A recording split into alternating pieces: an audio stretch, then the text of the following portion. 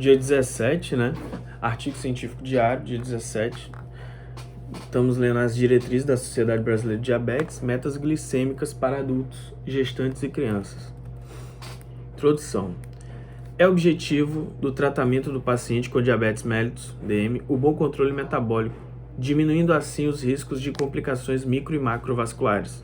Na prática, como monitorar o controle glicêmico, no arsenal disponível, a avaliação do controle glicêmico encontra-se a hemoglobina glicada, HbA1c, as glicemias capilares diárias, que permitem o cálculo da glicemia média estimada, o desvio padrão da média da glicemia, que ilustra a variabilidade glicêmica, e o tempo no alvo, isto é, aquele em que o paciente esteve dentro da faixa recomendada de glicemia. O papel de cada um desses fatores na avaliação do controle glicêmico de indivíduos com diabetes mellitus tipo 1 e 2 é discutido a seguir, apresentando-se as particularidades por faixa etária quando pertinente. Metas glicêmicas para indivíduos com diabetes mellitus, hemoglobina glicada. Desde o Diabetes Control and Complications Trial, o DCCT, a HbA1c é considerado o exame padrão ouro para avaliar o controle metabólico do indivíduo com DM1, já que ficou consistentemente demonstrada a relação entre níveis aumentados e risco de complicações microvascular, nível de evidência A. Aqueles que apresentaram, melhor dizendo, os valores mais baixos de HbA1c, próximos de 7%, também mensuraram mais vezes a glicemia capilar, 7 vezes ao dia, e apresentaram glicemia média de 163 mg por decilitro, confirmando a necessidade de monitorização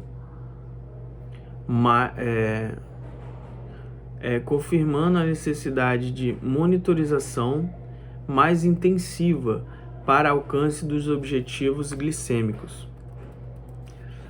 A determinação da HbA1c possibilita estimar quão elevadas as glicemias estiveram nos últimos 3 a 4 meses.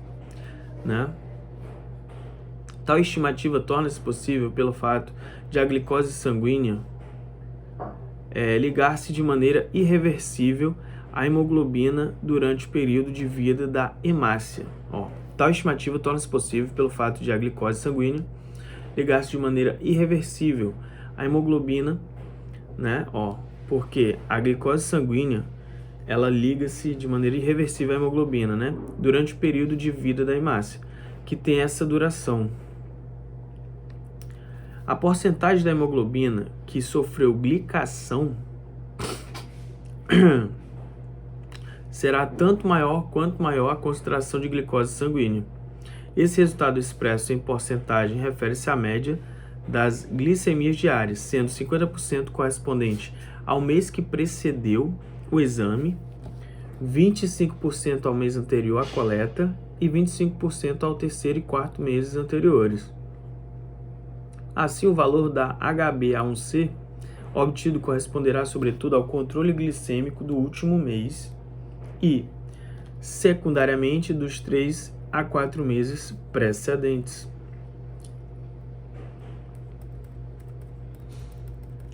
Durante anos, acreditou-se que os alvos da HbA1c deveriam variar conforme a faixa etária, especialmente para crianças, sendo maiores para lactentes e progressivamente menores para crianças em idade escolar e na adolescência.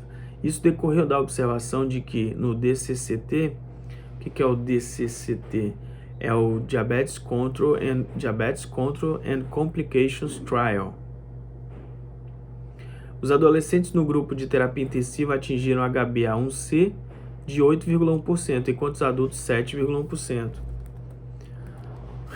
A partir disso foram feitas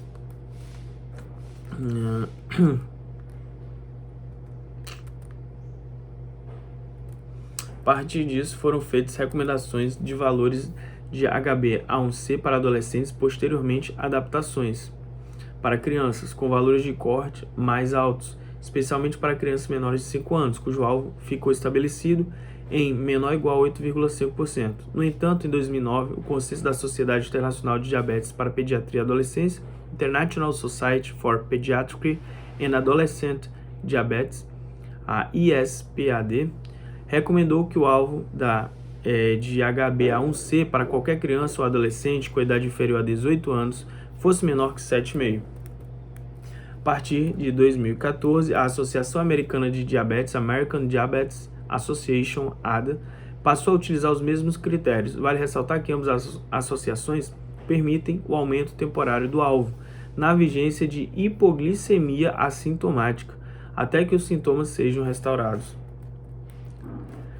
Para adultos, as recomendações de HbA1c variam de 6,5%, 6,5% a 7%, dependendo da sociedade científica, mas sempre é importante individualizar o tratamento. Em casos selecionados, entretanto, a meta pode ser mais rígida, menor que 6,5%, desde que isso seja seguro ao paciente e com baixa frequência de hipoglicemias.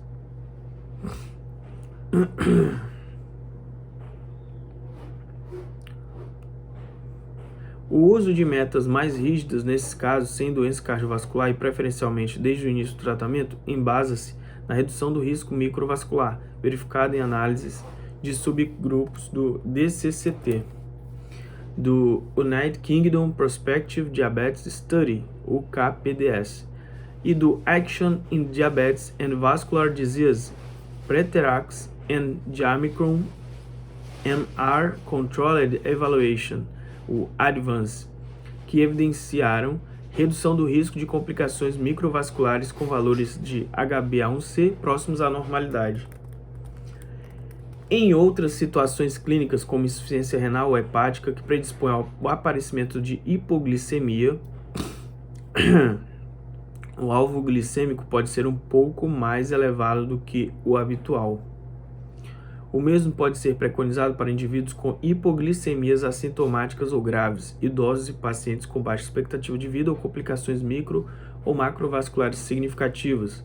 Um controle menos rígido da glicemia também parece razoável em indivíduos com longa duração do DM, que tenham mantido inadequado controle metabólico por longos períodos, levando em consideração estudos como o Action to Control Cardiovascular Risk in Diabetes, o ACCORD. Esse estudo é famoso, Esse estudo é muito famoso, no qual a instituição de controle intensivo da glicemia em pacientes com DM2 a longa duração da doença e a HbA1c elevada estiveram associados a aumento da mortalidade. Por sua vez, pacientes com DM que adotaram o controle intensivo da glicemia desde o início do tratamento apresentaram claros benefícios desse controle na redução de complicações micro e macrovasculares, conforme demonstrado pelo UKPDS. A tabela 1 resume as principais metas de controle glicêmico e de HbA1c adotadas por diferentes sociedades científicas para adultos com DM. Vamos lá. Tabela 1. Meta de controle metabólico de acordo com as sociedades científicas. Aí tem a ADA, que é a americana, a IDF, a ACA e a SBD, que é a nossa. Glicemia pré-prandial, A ADA recomenda 80 a 130, a nossa é menor que 100. Aí tem os menor que 115, menor que 110. Glicemia pós-prandial. A ADA é menor que 180, a gente menor que 160. E a hemoglobina glicada, a ADA menor que 7%, a gente também menor que 7%. Tá, algumas menor que 6,5%. Tá.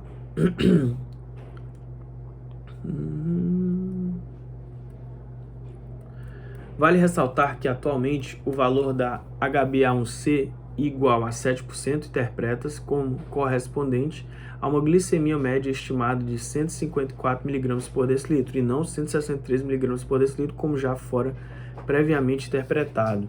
Isso decorre do fato de os cálculos do International A1C Derived Average Glucose, o ADAG, terem sido baseados em poucas glicemias capilares de 507 adultos do DCCT, enquanto os valores atualizados baseiam-se em mais de 2.800 leituras por HbA1c, tabela 2. De qualquer modo, é importante frisar que uma HbA1c de 7% corresponde a uma glicemia que varia de 122 a 184 mg por decilitro. Portanto, outras ferramentas que não só a HbA1c devem servir de parâmetro para o controle metabólico, como o tempo no alvo e o coeficiente de variação. Aí tem a tabela 2, relação entre HbA1c e correspondente glicemia média estimada nos últimos 3 a 4 meses. Tá aí, nível de HbA1c 4%, por exemplo, modelo anterior 65%, modelo atual 70%. E aí 5%, 100, 98, 6%, 135, 126 modelo atual. E por aí vai, 7%, 170, 150, tá? Recomenda-se que a HbA1c seja realizada a cada 3 a 4 meses em crianças e adolescentes, com no mínimo 2 medidas anuais. Para adultos, com controles estáveis, sugerem-se 2 medidas de HbA1c ao ano. Embora estudo recente com mais de 15 mil adultos com DM1 tenha mostrado benefício da medida trimestral da HbA1c e da automonitorização da glicemia capilar no controle metabólico. Os pacientes com HbA1c mais baixa foram aqueles que monitoravam mais vezes a glicemia, 6 vezes ao dia, e realizavam exame de hemoglobina glicada, HbA1c, com mais frequência, 3 a 4 vezes ao ano. É importante também considerar a técnica laboratorial utilizada na realização do exame. Os valores de referência podem variar conforme os métodos laboratoriais. O ideal é que o laboratório utilize apenas os métodos certificados pelo National Glycohemoglobin Standardization Program, NGSP, que garante a compatibilidade com o empregado no DCCT. Métodos certificados pelo NGSP identificam a fração de hemoglobina glicada definida como a HbA1c, cuja faixa de normalidade varia de 4 a 6%, e a fração A1c que se mostra relacionado com o risco cardiovascular.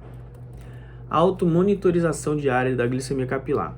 A monitorização da glicemia capilar diariamente por indivíduos com DM1 de qualquer faixa etária traz grandes benefícios, por diminuir o risco de complicações agudas, tais como cetoacidose e hipoglicemia, e por permitir que o paciente entenda os determinantes de sua glicemia ao correlacionar os resultados glicêmicos em tempo real com a ingestão de alimentos ou com a prática de atividade física.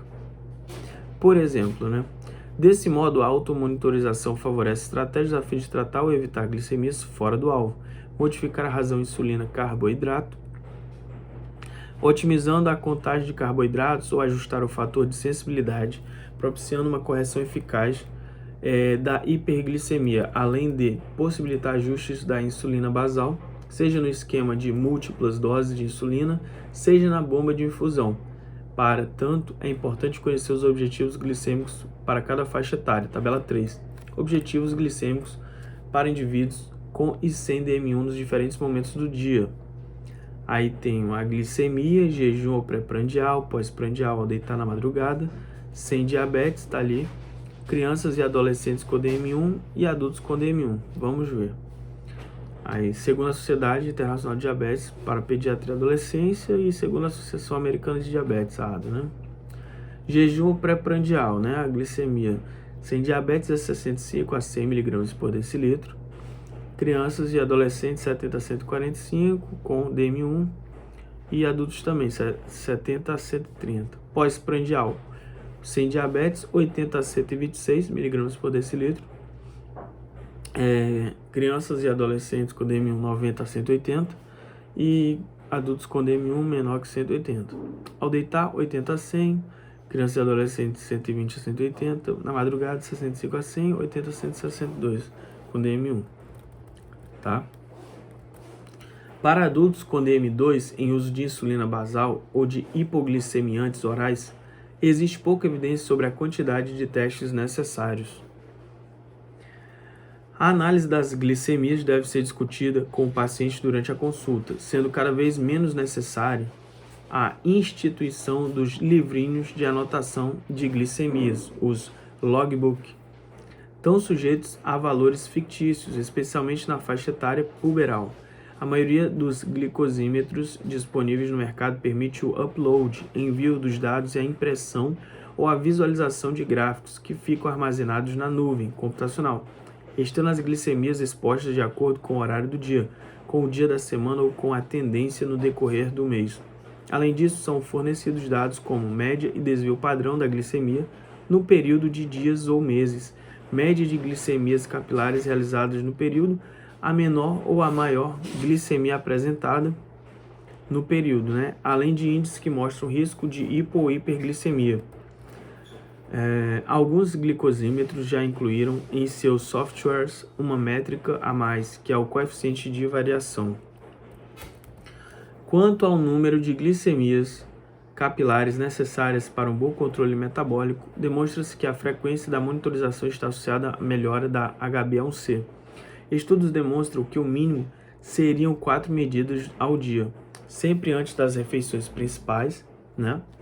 Estudos demonstram que o mínimo seriam 4 medidas ao dia, sempre antes das refeições principais, ao deitar e idealmente antes e 2 horas depois das refeições para ajuste da insulina bolos, né? Portanto, um total de 6 vezes ao dia. As 4 principais refeições antes de deitar, né? Beleza.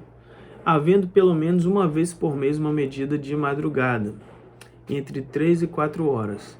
Vale ressaltar que o paciente deve ser instruído a efetuar medição também em situações especiais, como antes e depois de um exercício intenso, para ajustes da insulina e da ingestão de carboidratos, aumentando a frequência da medição em períodos de doenças, a fim de prevenir crises hiperglicêmicas, especialmente em crianças. Então, mínimo de 4 medidas ao dia, né? Sempre antes das refeições principais ao deitar também. Idealmente antes de 2 horas depois das refeições para ajuste, né? Beleza. Em Centro de Referência e Diabetes da Universidade Federal de São Paulo, Unifesp, recomenda-se que pacientes com DM1 em terapia intensiva monitorem a glicemia 5 vezes ao dia antes do café, do almoço, do jantar e ao deitar, e 2 horas após uma refeição variável a cada dia. Ou seja, umas 5 vezes, né? Café, almoço, jantar, ao deitar. E antes e 2 horas após uma refeição variável a cada dia, tá? Quando a aquisição de fitas reagentes não é problema, verificam-se pacientes com bomba de insulina que realizam rotineiramente 6 a 7 medidas por dia, ao contrário de outros que nunca conseguem realizar 3 a 4 medidas, nos quais se observa um controle metabólico satisfatório. É importante solicitar ao paciente que, 3 dias antes da consulta, intensifique as medidas capilares para que se obtenham mais dados necessários à intervenção na conduta da insulina. A terapia insulínica intensiva requer, portanto, monitorização frequente da glicemia capilar, 4 a 6 vezes ao dia, assim como ajustes regulares das doses de insulina, o que se realiza pelos pacientes ou por seus familiares em associação com a equipe multiprofissional. Média e desvio padrão da glicemia e tempo no alvo. Ao realizar o upload dos glicosímetros para análise dos gráficos ou diários de glicemias, é possível obter 2 outras ferramentas para o controle glicêmico: o desvio padrão da média das glicemias e o tempo no alvo. Figura 1. Aí vamos ver a figura 1. Figura 1, representação de glicemia média e desvio padrão, com distribuição dos valores de glicemia, hipoglicemia, tempo no alvo e hiperglicemia, obtidas por upload do glicosímetro. Aí tá aí, vai mostrar a distribuição de valores de glicemia, hipoglicemia, mais escuro, tempo no alvo, um achurado mais claro, hiperglicemia, um achurado mais claro ainda. Glicemia média, 160 mais ou menos 69, 133 valores de glicemia. Aí tem no eixo das ordenadas, tem a glicemia em miligramas por decilitro, um intervalo ideal de 70 a 180 miligramas por decilitro, né, vai de 0 a 300, e nas abscissas de 14 a 28, né, que é a data, né. Vamos terminar de ler aqui.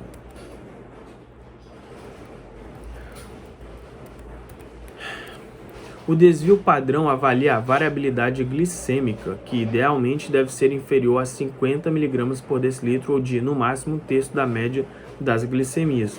Quanto maior o desvio padrão, mais instável é a glicemia, muitas vezes produzindo HbA1c próxima dos valores ideais, às custas de muita hipoglicemia. Uma outra métrica adotada, especialmente nos pacientes que realizam monitorização contínua de glicose, mas também nos que realizam glicemias capilares frequentes, mais de 5 vezes ao dia, é o coeficiente de variação. Ele é o resultado da divisão do desvio padrão pela média das glicemias. multiplicado por 100, né? Desvio padrão pela média das glicemias vezes 100. Valores maiores que 36% estão associados a maior risco de hipoglicemia e maior variabilidade glicêmica. Coeficiente de variação é o desvio padrão dividido pela média das glicemias vezes 100. Tem que ser menor ou igual a 36%, né? Menos hipo e menos estabilidade glicêmica.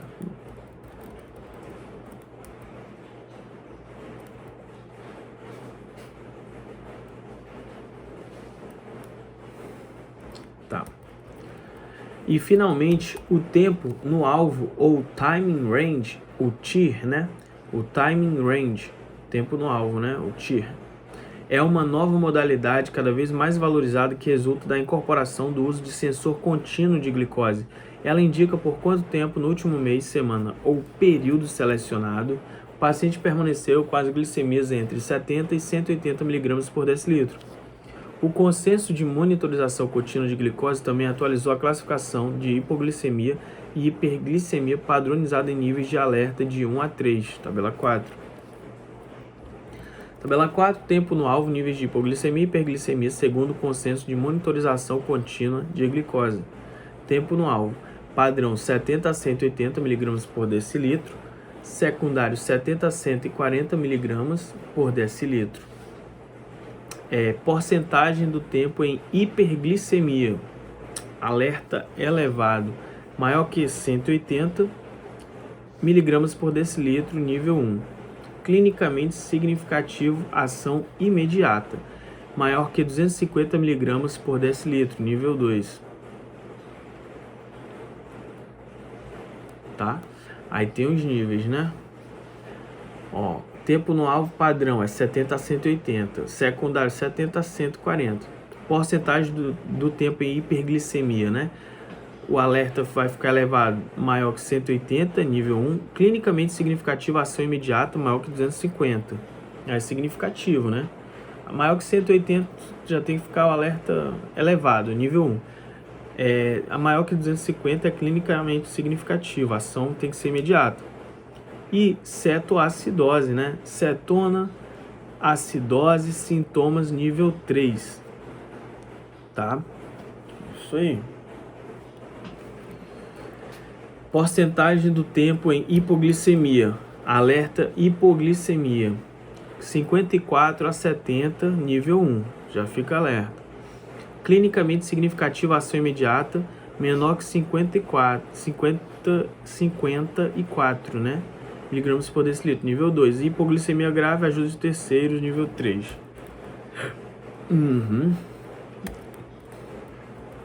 Correlação entre TIR, que é o timing range, tempo no alvo, né? Tempo no alvo e HbA1c, hemoglobina glicada, né?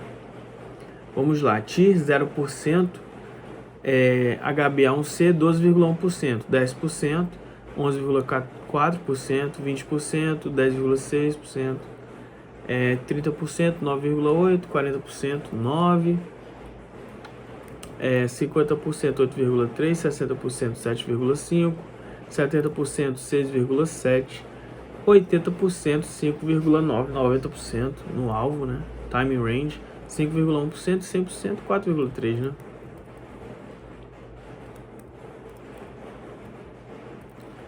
Agora vamos continuar a leitura. O tempo no alvo ganhou força com os trabalhos recentes que conseguiram correlacionar o TIR, que é o Timing Range, tempo no alvo, com complicações microvasculares. Isso porque, através de dados do DCCT, foi possível obter o TIR dos pacientes do grupo convencional e intensivo durante o período do estudo, obtido das 7 glicemias capilares por dia realizadas durante uma semana a cada 3 meses.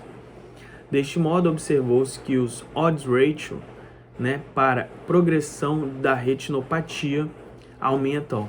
Deste modo, observou-se que o odds ratio para progressão da retinopatia aumenta em 64% para cada 10% a menos no TIR, né? No TIR, é isso. E o OD, né, o odds ratio, e o OD, né, para a progressão da nefropatia aumenta em 40% para a mesma queda do TIR. que é o tempo no alvo, né? Dando consistência a esta nova métrica. Mais recentemente, a análise de vários estudos com monitorização contínua de glicose, o Vigersky e Cole, demonstrou que para cada 10% de mudança no TI, a HbA1c muda 0,8%, né, ponto 19.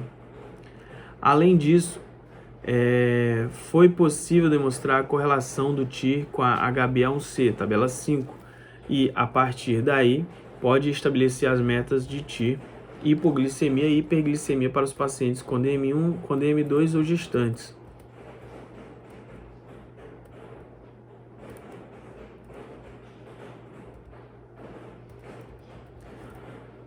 Monitorização contínua de glicose. Nos últimos anos, tem sido cada vez mais frequente a monitorização contínua de glicose, Continuous Glucose Monitoring, CGM, realizada por um sensor posicionado no interstício que faz a leitura da glicose a cada 5 minutos.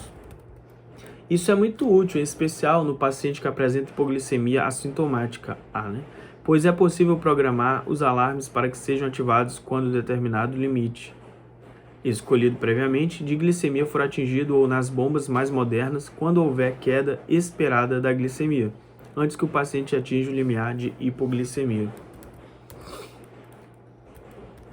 O sensor pode fazer parte do conjunto da bomba de infusão de insulina, como a bomba da Medtronic Mini-Med 640G, figura 2, e 670G não disponível no Brasil, ou apresentar-se isoladamente como nos aparelhos Dexcom, não disponível no Brasil, e Freestyle Libre da Abbott, comercializado recentemente no Brasil, figura 3. É importante salientar que existe um lag time, figura 4, em média de 10 minutos entre a medida da glicemia capilar e a glicemia intersticial.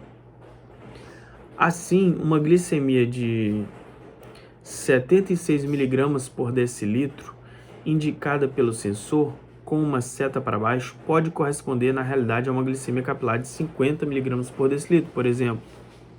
Não é? Por essa razão, o paciente deve sempre estar atento às setas de tendência, pois elas são mais instrutivas que os valores de glicemia identificados.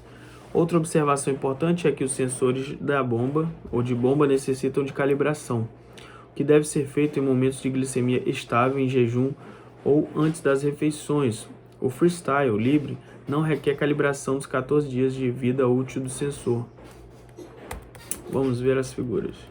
Figura 2, gráfico de monitorização contínua da bomba de infusão de insulina Mini-Med 640G da Medtronic. 24 horas, análise, sensor, insulin e settings. Aí ali, 40, 70, 180, 200, 300 e 400 glucose, miligramas por decilitro. Breakfast, lunch, meal e dinner, Café da manhã, almoço, lanche ali da tarde e o jantar, Aí tá a variação.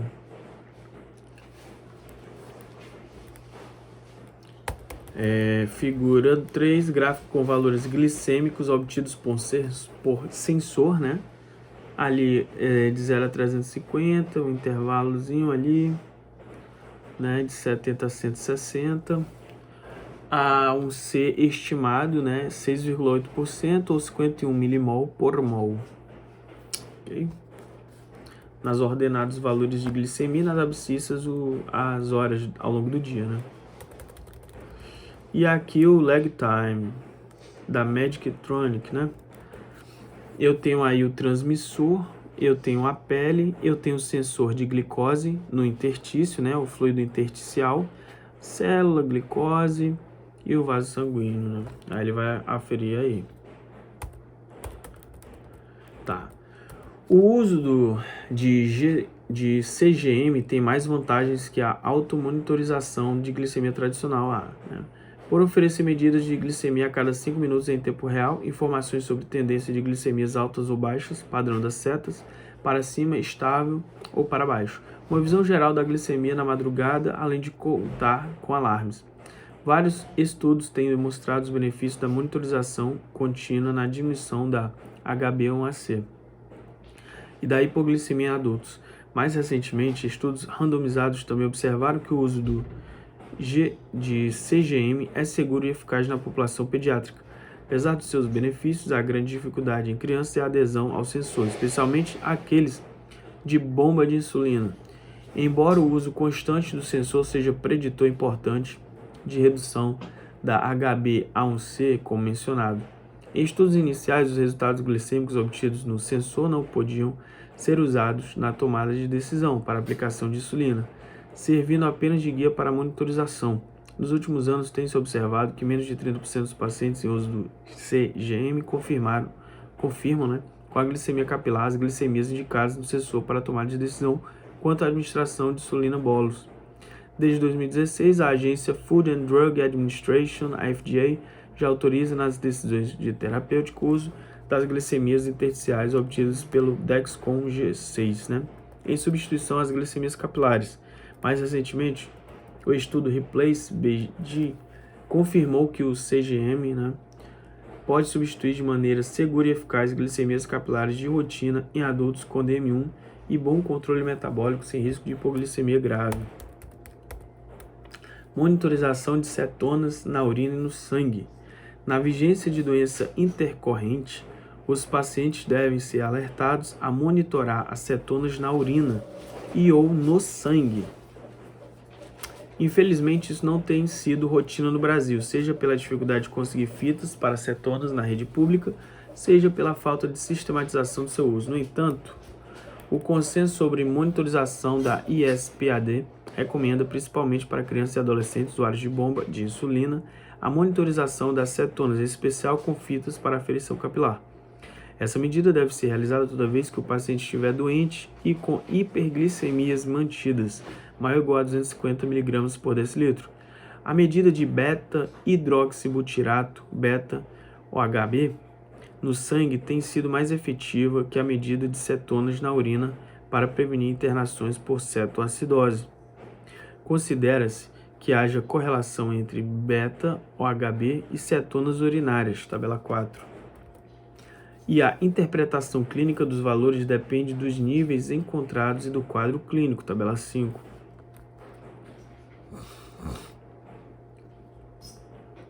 Vamos lá. Correspondência entre beta-hidroxibutirato, não é isso? Hidroxibutirato e cetonas urinárias, 0,1 a 0,9 milimol, cetonas positivinho. 0,2 a 1,8, 2 mais, 1,4, 5,2, 3 mais, Tabela 7, interpretação dos resultados da aferição de cetonas no sangue e conduta recomendada.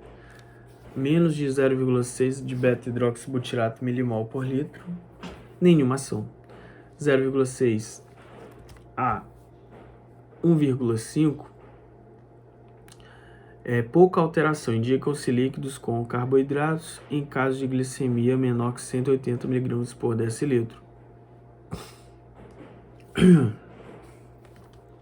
1,5 a 3, risco de cetoacidose. Recomendam-se fluidos orais e insulina ultra rápida subcutânea. Maior que 3, geralmente ocorre cetoacidose diabética, É preciso contato médico urgente. Metas glicêmicas para gestantes com diabetes mellitus. Diabetes mellitus pré-gestacional. Toda mulher com diabetes mellitus pré-gestacional, tanto tipo 1 como tipo 2, deve ser alertada da importância de um controle glicêmico estreito antes da concepção.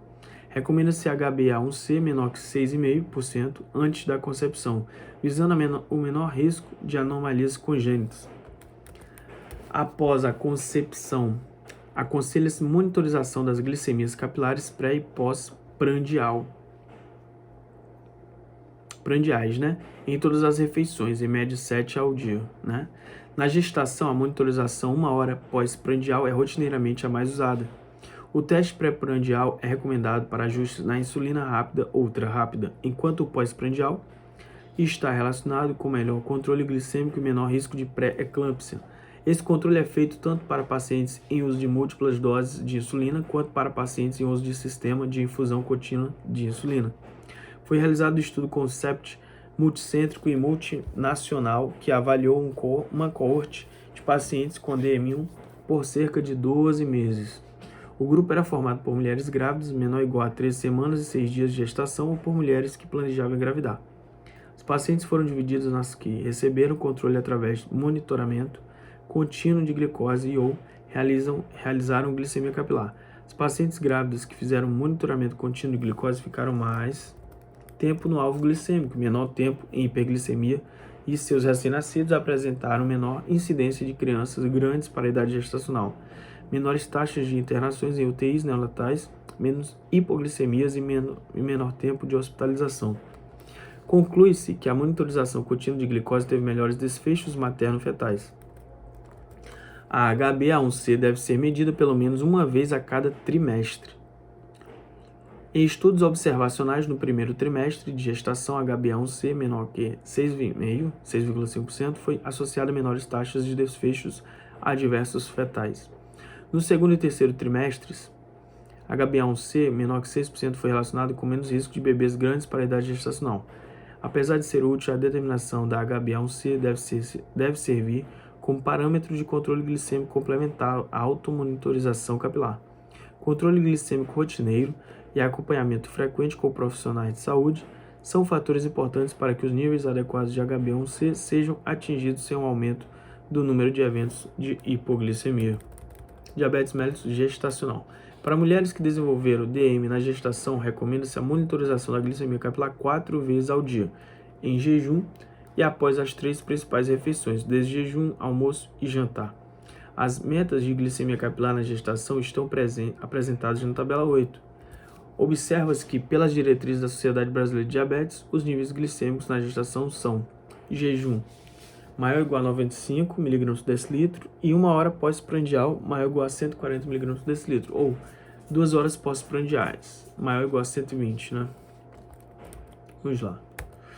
Metas de glicemia capilar para DM na gestação segundo sociedades científicas, né? A ADA, vamos olhar a ADA, em jejum menor que 95 mg por decilitro, 1 hora pós-prandial menor que 140 e 2 horas pós-prandial menor que 120. Internacional vai de 90 a 99, menor que 140, de 120 a 127. Vou olhar essas duas. E é isso, gente, o estudo do dia 17.